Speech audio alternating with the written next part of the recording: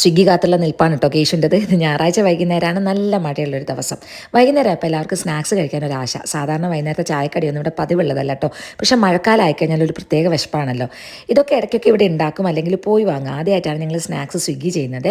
പഴംപൊരി കുഴപ്പമുണ്ടായിരുന്നില്ല, പക്ഷേ പരിപ്പോടെ കുറച്ച് തണുത്ത് പോയിട്ടുണ്ടായിരുന്നു. മഴയത്ത് കൊണ്ടുവന്നത് കൊണ്ടായിരിക്കണം. പിന്നെ ഞാൻ വിചാരിക്കും നമ്മൾ വീട്ടിലിരുന്ന് ഇങ്ങനെ ഓരോന്ന് ഓർഡർ ചെയ്യും, മഴയത്ത് ഇവർ ഇതൊക്കെ കൊണ്ടുവരുന്ന കാണുമ്പോൾ ഒരു വിഷമാണല്ലേ.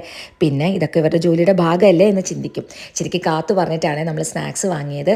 അന്ന് അവൾക്കൊരു വാക്സിനേഷൻ ഉണ്ടായിരുന്നു. അതിനൊപ്പം ഞങ്ങളൊരു നോർമൽ ബ്ലഡ് റുട്ടീൻ ചെക്കപ്പും കൂടെ നടത്തി. ഇപ്പോൾ ഡോക്ടേഴ്സൊക്കെ പറയുന്നത് കുട്ടികൾക്കൊക്കെ വൈറ്റമിൻ ഡി വളരെ കുറവാണെന്നുള്ളതാണ്.